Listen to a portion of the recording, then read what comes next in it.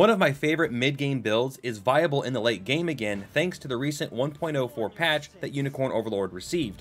This is a build that I haven't previously shared, but it was a staple of my army from the end of Dragonhold all the way through Bastorias in my true Zenorian playthrough.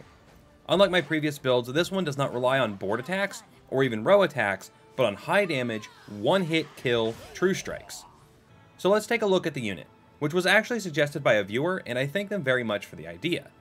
Led by Gilbert, this unit gets extra valor for every victory, just like Elaine's unit. However, Gilbert's main purpose in this unit is to buff the team, starting with Wide Inspiration from the Dirty Gambler's coin. This gives our front row of Swordmasters 30% more attack and 50% more crit damage at the cost of 50 less accuracy. However, with our Swordmasters set to use Keen Strike first, the accuracy debuff is negated by the True Strike buff of the Keen Strike attack. Gilbert can also buff the Swordmasters with Offensive Order for another 20% increase to the team's attack power if his initiative is buffed high enough to go before the Swordmasters, hence the Angel Plume. Aubin's job in this unit is Cleanup and Armor Breaker. With his Warhorn skill, he can buff the team's attack to be unguardable, which means the Swordmasters can now easily plow through even heavily armored foes like Legionaries and Knights. Then, with his own Rolling Axe, he can mop up any enemies left standing after the Swordmaster's assault. With these buffs from Gilbert and Aubin, the Swordmasters on the front line can absolutely wreck the enemy. Plus, their high initiative means that they generally will all go before the enemy gets a chance to react. In the mid-game, this unit can absolutely wipe most units, but it began to struggle late game due to a damage falloff. And that's where the patch comes in. Patch 1.04 did a number of bug fixes and quality of life updates to sorting and organizing your units and characters, but perhaps the most impactful update gameplay-wise was the increase in the stat buff for equipping 2 swords or 2 shields. You now get half of the second weapon's attack score added to your character's total attack. This small change has resulted in higher damage output for Swordmasters, compensating for the damage drop-off they had in the late game. Just to see how much of a difference this change actually made, I did do a bit of testing, which I'll go over in just a bit, but let's finish talking about our unit here first.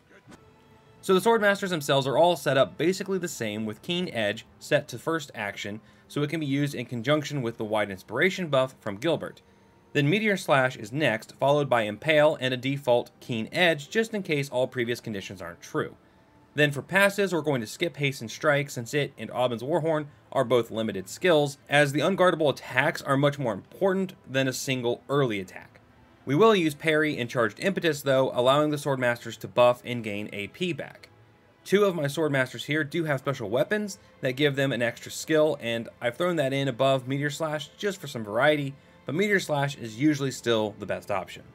As far as equipment, give them the best swords you can, and then put a priority on evasion with silk or royal scarves, and then on passive points with lapis or sapphire pendants. The passive points, I think, are better than adding active points, since parry can keep the Swordmasters alive if they fail to dodge, and both it and Charged Impetus give them back active points anyway. So as I said, I took the unit for a little test drive after the latest patch, and I'm much happier with their performance in the late game. Now, they still aren't a guaranteed victory team. There are a few things that can trip them up, like Wyvern Knights or teams who beat them in initiative, but it seems like they do much better against most teams now. You can see I tried them against the high-level teams in the Colosseum, and these battles were hit or miss, but battles in a couple of the late-game Sigil fights shows them dominating everything in the campaign, which is very nice. Before the update, this team seemed to lose more often than not in the late game, but I think the extra damage has changed that now. For instance, they can now take out these Dark Knights with 1 strike, where before they were not doing that, and it often cost Gilbert's team the battle. If you're looking for a team to carry you through mid-game and now even to the late game, try this one out. Particularly in Bastorias, this team will dominate. If you don't have 5 slots in your unit yet, just leave Aubin out and the unit will still do very well, but may struggle against armored units. The great thing about the high evade on your front line though is that even in battles where you don't do much damage, the enemy team will likely have done none to you. It's also a good idea to get Gilbert to 3 passive points so that he can use the evade skill given by the Thief's Mantle as soon as he can. This can prevent column attacks from taking him out if the enemy manages to get one off. In my case here, I did that with the Icefall Blade, which grants 1 passive point. The 1.04 patch has certainly made Swordmasters a lot more viable in the late game, and I would encourage you to experiment with them and put them into your own builds. There are many more ways to use them than the example that I have given here, and they are a lot of fun when you get the hang of how to use them.